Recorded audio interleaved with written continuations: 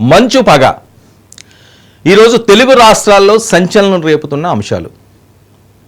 ఎవరు పగ, ఎవరి మీద పగ అంటే సొంత కుటుంబ సభ్యులే.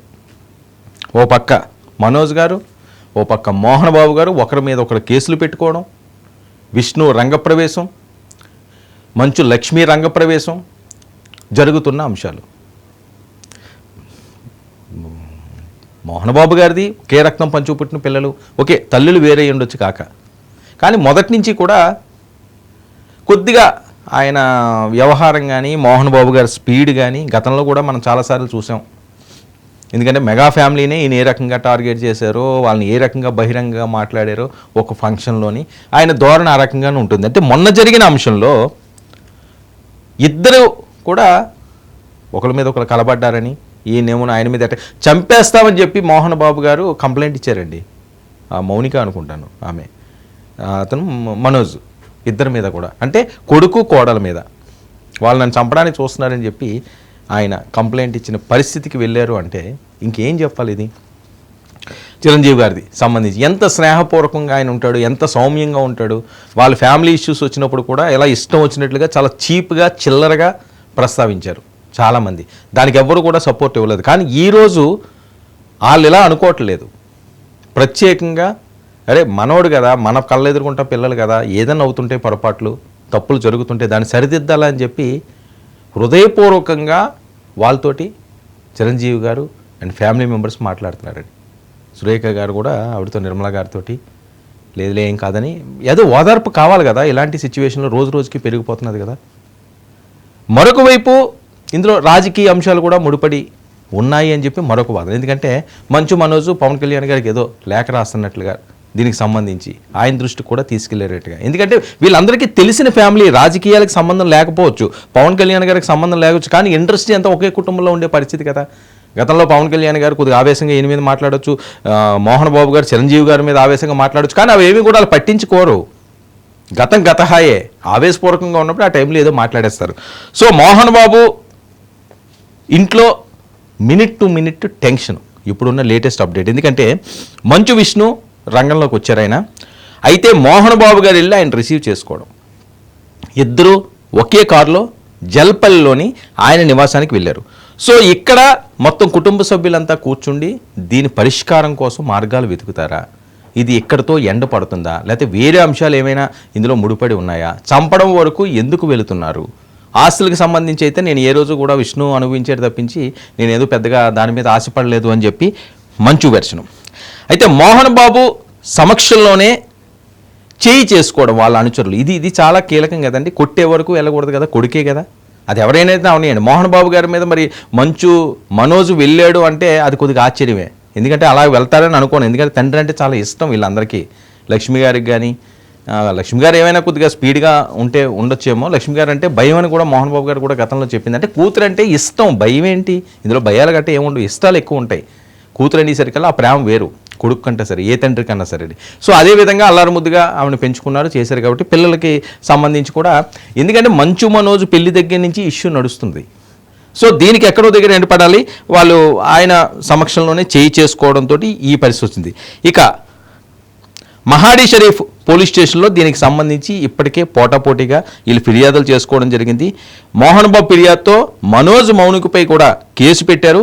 ఇక అన్నదమ్ముల మధ్య గొడవలు సహజం, ఆస్తి గొడవలు అని చెప్పి మోహన్ బాబు మాట. అంటే ఇదంతా విష్ణు వర్సెస్ మనోజ్ కింద వెళ్తున్నదా అన్నది. అంటే ఇళ్లల్లో గొడవలు అయితే అంతర్గతంగా పరిష్కరించుకోవడం అన్నది చేసుకోవాలి, అది బయటకైతే రాకూడదు. గతంలో ఎన్నో కుటుంబాలు వివాదాలు పరిష్కరించా, కుటుంబాలు కలిసేలా చేశా అంటూ మోహన్ బాబు గారు మాట్లాడినట్లు. అంటే ఎంతోమందిని నేను కలిపాను, ఎన్నో కుటుంబాలు పరిష్కరించుకున్నాడు, ఈరోజు నా పరిస్థితి ఇలా వచ్చింది, నా కుటుంబంలోనే ఇలా వచ్చిందని చెప్పి ఆయన చాలా ఆవేదన వ్యక్తం చేస్తున్నట్టు.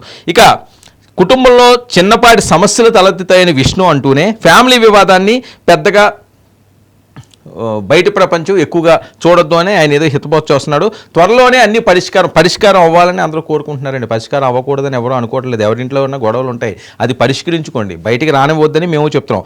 గతంలో చిరంజీవి ఫ్యామిలీపై మరి బహిరంగంగా విమర్శలు చేసినప్పుడు ఆ రోజు కూడా ఎవరూ మాట్లాడలేరు. ఇండస్ట్రీ పెద్దలు ఏదో పక్కన ఏదో కొద్దిగా మందలించారేమో, కానీ ఈయన కూడా ఆ రకంగానే ఏమైనా ఇబ్బంది ఉంటే మనం మాట్లాడుకోవాలి, ఇంట్లో మాట్లాడుకోవాలండి. ఇంట్లో విషయాలన్నీ కూడా వీధిలోకి వచ్చి అరుచుకున్న తర్వాత నువ్వు దీని మీద మాట్లాడుకో, నువ్వు దీని మీద చూడకంటే వినే పరిస్థితి ఉండదు. పబ్లిక్ డొమైన్లోకి వచ్చిన తర్వాత ప్రతి ఒక్కరు దాని మీద విమర్శిస్తారు, ప్రతి ఒక్కరు దాని మీద మాట్లాడతారు. అది మీరు ఎక్కువ చిత్రీకరించకండి అంటే అయ్యే పని కాదు. మీరు చిత్రీకరించిన రోజులు ఉన్నాయి. మా ఎన్నికల సమయంలో కూడా ఎంత పెద్ద పెద్ద ఇష్యూస్ అయినాయి. మీరందరూ పరిష్కరించుకోండి. మీరంటే లక్షలాది మంది మిమ్మల్ని కూడా అభిమానిస్తారు. మీరు మంచి నోట్లు, మంచి ఫ్యామిలీ నుంచి వచ్చారు. మోహన్ బాబు గారు 4 తరాలు 3 తరాలు చూసిన వ్యక్తి ఆయన మీద అందరికీ గౌరవం ఉంటుంది. కానీ మీరే దీన్ని రచ్చ చేసుకుంటున్నారు.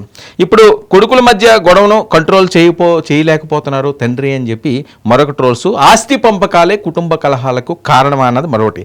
ఇక ఈ అంశాల్లో చూస్తే ముఖ్యంగా ఈ వివాదంలో 2 కేసులు నమోదవడం జరిగింది. ముందుగా నేను చెప్పినట్లుగా ఆ పోలీస్ స్టేషన్లో మోహన్ బాబు ఫిర్యాదుతో మనోజ్పై కేసు, మనోజ్ భార్య మౌనికపై కూడా కేసు నమోదు చేశారు. మనోజ్ మౌనికపై 329, 351 సెక్షన్ల కింద కేసు నమోదైతే మనోజ్ ఫిర్యాదుతో మోహన్ బాబు అనుచరులపై 329, 351, 115 సెక్షన్ల కింద వాళ్ళు కేసు నమోదు చేశారు.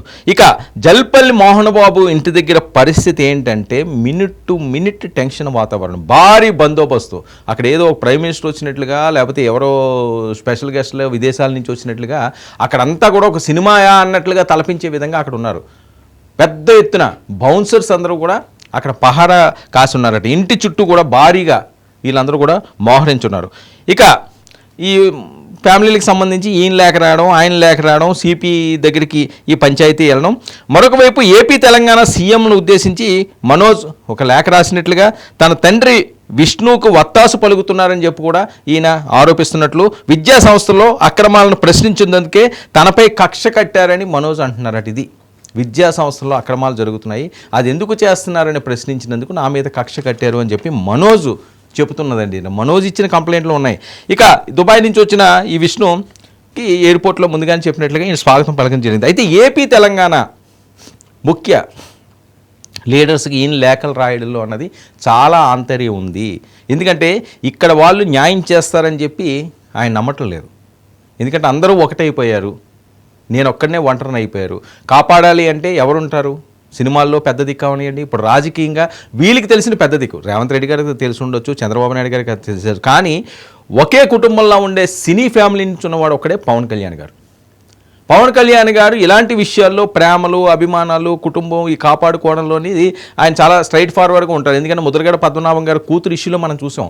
ఏ తండ్రి కూతురునో తండ్రి కొడుకులను వేడి చేసే మనస్తత్వం నాది కాదు, నువ్వు ఇప్పుడు జాయిన్ అవ్వద్దమ్మా అని చెప్పి ఆ రోజు చెప్పింది ఈ రోజు ప్రతి ఒక్కరి చెవుల్లో మారుమోగుతుంటాయి.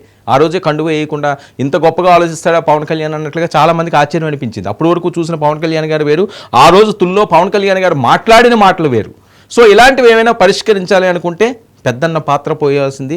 పెదరాయుడికి ఏమన్నా చెప్పాలనుకుండేలా ఉంటే పవన్ కళ్యాణ్ గారే కరెక్ట్ అని చెప్పి ఆయన భావించి పవన్ కళ్యాణ్ గారి దృష్టికి ఇది తీసుకెళ్ళినట్లుగా ఆల్రెడీ చిరంజీవి గారి దృష్టికి కూడా ఇది వెళ్ళింది. చిరంజీవి గారు తను ఏం చేయాలో, ఏ రకంగా దీన్ని కూల్ చేయాలి, ఇది బయటికి వెళ్లకుండా ఒక ప్రశాంతమైన వాతావరణంలో కుటుంబ విషయాలన్నింటినీ కూడా కూల్ చేయాలని ఆయన చూస్తున్నట్టున్నారు. ఆ ఫోటోలు కూడా చూడండి, చాలా అభిమానంగా. మనోజ్ అంటే పవన్ కళ్యాణ్ గారు కూడా, మనోజ్ వీళ్ళందరూ కూడా చరణ్, బన్నీ వీళ్ళు తోటి వాళ్ళే అయ్యి ఉంటారు కదా, వాళ్ళ పిల్లలతో ఆడుకున్న ఆ టైం నుంచి ఉంటుంటారు కదా అందరి ఫ్యామిలీలు చిన్నప్పుడు. ఇప్పుడంటే ఎవరు బతుకులు వాళ్ళవి, ఎవరు కొంపట్లు వాళ్ళవి, ఎవరి జీవితాలు వాళ్ళు, కాబట్టి వాళ్ళేవో చేస్తుంటారు. కానీ వీళ్ళందరూ కూడా ఒకే కుటుంబంలో ఉండే పరిస్థితి కాబట్టి, అన్న పవన్ అన్న మీరే నాకు న్యాయం చేయండి, నాకు మీరు అండగా ఉండాలి, నాకు కొండంత ధైర్యాన్ని మీరు ప్రసాదించాలి అని చెప్పి మాట్లాడడం. మరొక వైపు మౌనిక గారు కూడా తెలుగుదేశం పార్టీ లింకులు, చంద్రబాబు నాయుడు గారు వాళ్ళు అఖిలప్రియ భూమా అఖిల ఆవిడ కూడా చంద్రబాబు నాయుడు గారితో ట్రావెల్ చేయడం, మాజీ మంత్రి, ఎమ్మెల్యే, ఇవన్నీ కూడా ఈ ఈక్వేషన్స్ కూడా ఉన్నాయి. కాబట్టి వాళ్ళు మాత్రమే మంచుకి మంచి చేయగలరు.